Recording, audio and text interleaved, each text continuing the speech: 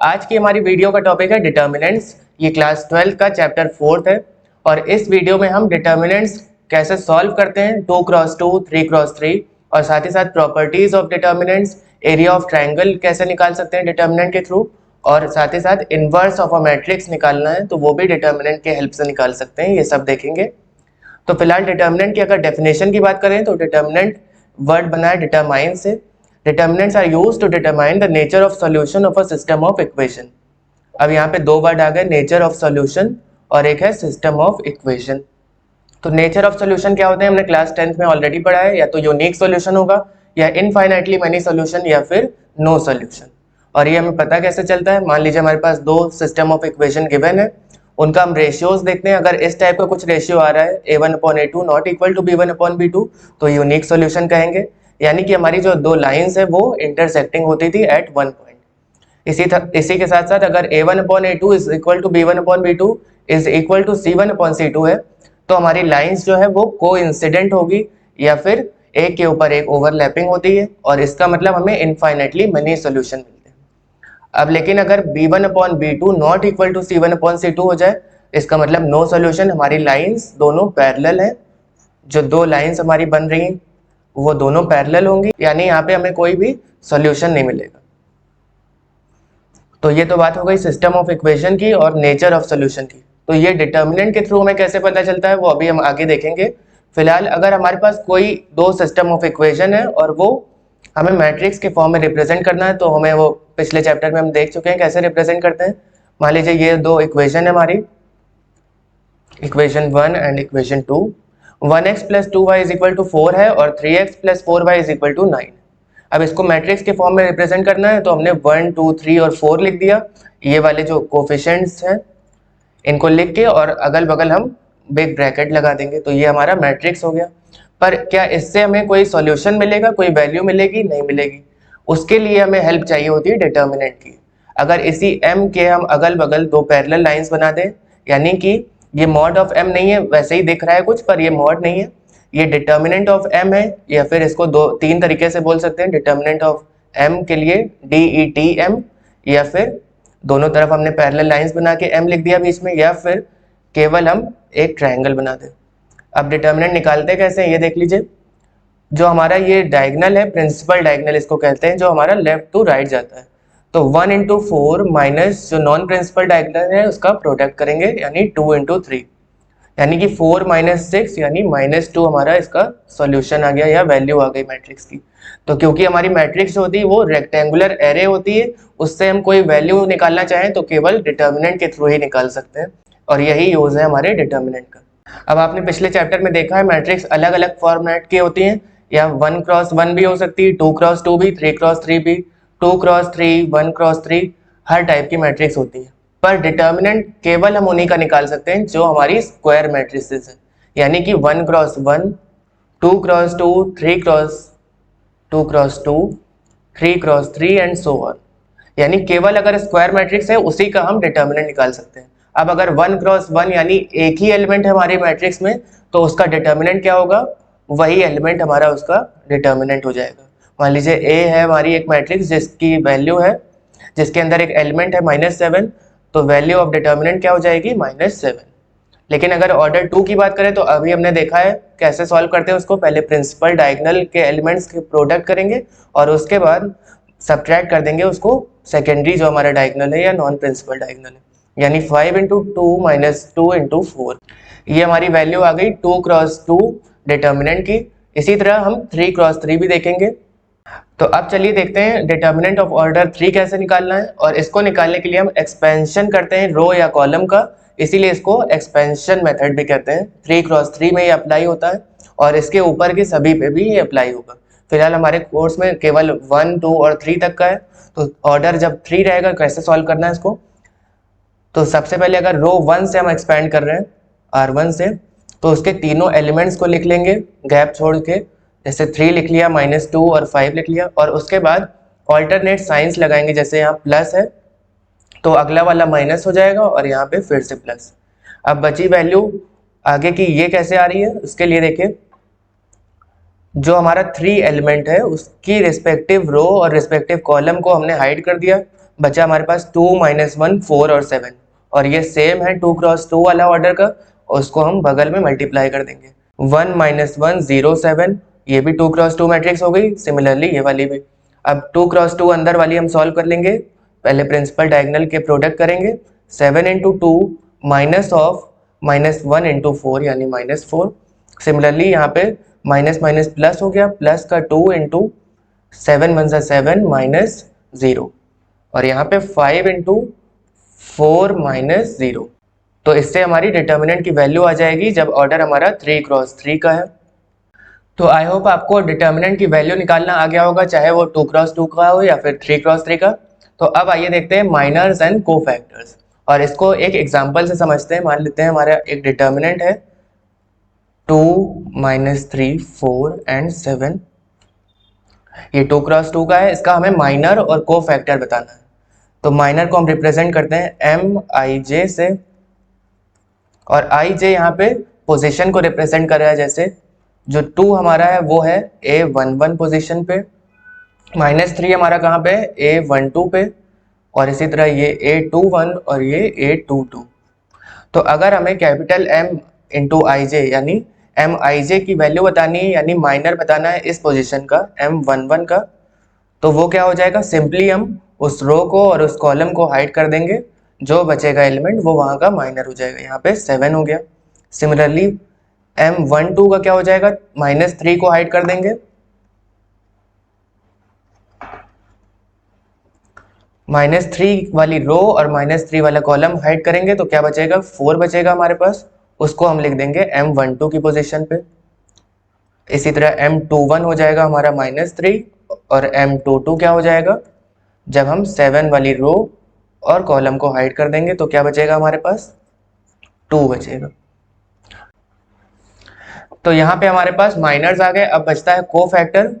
Cofactor का formula होता है cofactor A, capital AIJ is equal to -1 to the power I plus J into minor या फिर MIJ। इसका मतलब जो भी हमारा माइनर आया उसके साथ अगर हम साइन लगा दें तो वो कोफैक्टर्स हो जाएंगे, क्योंकि -1 to the power I plus J का मतलब है वो उस पोजीशन की साइन बता रहा है। फॉर एग्जांपल M11 अगर हम ले रहे हैं या A11, क्योंकि हमें कोफैक्टर निकालना है, तो वो हो जाएगा -1 to the power 1 plus 1 into MIJ यानी M11। तो ये हो जाएगा -1 की पावर 2। अगर किसी भी नेगेटिव नंबर की पावर इवन है तो नेगेटिव साइन हट जाता है, और 1 का स्क्वायर 1 ही होगा, यानी ये केवल पॉजिटिव साइन लिख सकते हैं या फिर कुछ भी नहीं लिखेंगे तब भी चलेगा। तो M11 हमारा क्या है यहाँ पे 7। तो चलिए एक और कोफैक्टर निकाल के देखते हैं, A21 की वैल्यू निकालते हैं, जो हो जाएगा -1 की power 2 plus 1 into M of 21। तो -1 की पावर 3 क्या हो जाएगा, नेगेटिव साइन आएगा, और M21 की वैल्यू हमारे पास -3 है, यानी ये माइनस ऑफ -3 3 हो जाएगी। तो चलिए अब आपको एक शॉर्ट ट्रिक बताते हैं। जब हमें कोफैक्टर 2 क्रॉस 2 का बताना है तो सिंपली हम सबसे पहले उसकी पोजीशंस के साइन लिख दें, तो वो कुछ इस तरह होते हैं, plus minus minus and plus. अब फिर जो भी हमारा माइनर आ रहा है उसको इसके साथ मल्टीप्लाई कर देंगे। फॉर एग्जांपल M11 में हमारा -7 आ रहा था तो ये +7 हो जाएगा, और M12 हमारा 4 आ रहा है तो ये -4 आ जाएगा। M21 हमारा 3 आ रहा है, M21 की वैल्यू हमारी -3 है तो माइनस ऑफ -3 3 हो गई, और इसी तरह M22 हमारा 2 है तो ये +2, यानी कि ये कुछ इस तरह हो जाएगा 7 -4 3 एंड 2। ये हमारा कोफैक्टर आ गया। जनरली हम कोफैक्टर को मैट्रिक्स के फॉर्म में लिखते हैं तो वो इस तरह भी लिख सकते हैं।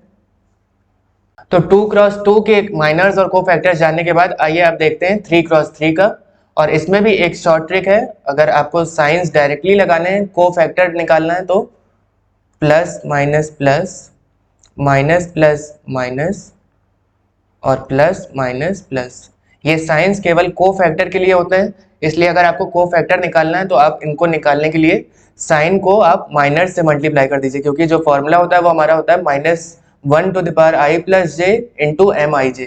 अब ये वाला जो -1 की पावर I प्लस J है, ये कॉन्सेप्ट यहीं पे सॉल्व हो गया है, सारे साइंस ऑलरेडी हमने लिख दिए। अब माइनर आपको केवल निकालना है, और उसके लिए रिस्पेक्टिव रो और उसकी कॉलम को हाइड करके फिर डिटर्मिनेंट सॉल्व करना है 2 क्रॉस 2 का।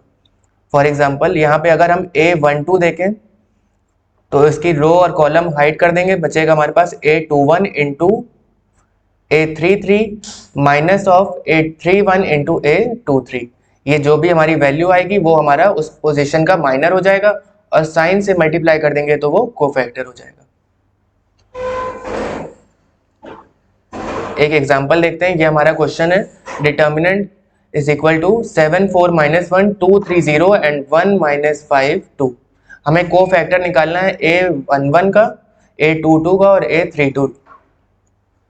तो A1 यहाँ पे आएगा, A11 उसका साइन होता है प्लस, A22 हमारा इस जगह पे आएगा क्योंकि A21 यहाँ पे होता है, तो A22 आएगा यहाँ पे और इसका साइन भी पॉजिटिव रहता है। इसी तरह A32 हमारा आ जाएगा ठीक A22 के नीचे और इसका साइन नेगेटिव। तो ये 3 एलिमेंट्स हमें निकालने हैं यहाँ पे। तो उसके लिए क्या करेंगे, साइन तो हमें ऑलरेडी पता चल गया, अब इसका माइनर निकालना है। तो A11 क्या हो जाएगा, साइन उसका प्लस रहेगा और माइनर वहाँ का क्या होगा, 7 की रिस्पेक्टिव रो और कॉलम को हाइड करेंगे तो ये होगा 3 2 6 माइनस 5 इंटू 0 0 ही हो जाएगा, यानी ये प्लस का 6 आ गया। इसी तरह A22 क्या हो जाएगा हमारा, यहाँ पे भी हम इसकी रो और कॉलम को हाइड कर देंगे। A22 वाली रो और कॉलम हट गई तो बचा 7 माइनस 1 1 एंड 2। तो इसको सॉल्व करेंगे तो ये हो जाएगा 7 2 14 माइनस 1 इंटू माइनस 1 यानी माइनस 1, यानी 14 प्लस 1 यानी 15 आ जाएगा। इसी तरह A32 निकालना है हमें, तो माइनस 5 जहाँ पे है वो पोजीशन हमारी A32 है। इसका रिस्पेक्टिव रो और कॉलम हाइड करेंगे तो बचेगा 7 माइनस 1 2 और 0, और ये 2 क्रॉस 2 की तरह है। इसको कैसे सॉल्व करेंगे, 7 इंटू 0 0 हो जाएगा और यहाँ का साइन भी लिख देते हैं, पहले A22 का साइन तो प्लस ही था, A32 में माइनस हो जाएगा। अब इसको सॉल्व करेंगे डिटर्मिनेंट को तो ये हो जाएगा 7 इंटू 0 0 और 2 माइनस ऑफ 2 इंटू माइनस 1 यानी माइनस 2। तो आई होप आपको माइनर और को फैक्टर का कॉन्सेप्ट और साथ ही साथ डिटर्मिनेंट कैसे निकालते हैं 2 क्रॉस 2 और 3 क्रॉस 3 का वो आपको समझ आया होगा। तो अब आइए देखते हैं कुछ क्वेश्चंस, बेसिक क्वेश्चंस देखेंगे और फिर धीरे धीरे कुछ ऊपर के लेवल के भी देखेंगे। तो सबसे पहला हमारा क्वेश्चन है, डिटर्मिनेंट हमें निकालना है cos theta minus sine theta and cos theta, ये 4 एलिमेंट्स हैं, इनका हमें डिटर्मिनेंट निकालना है।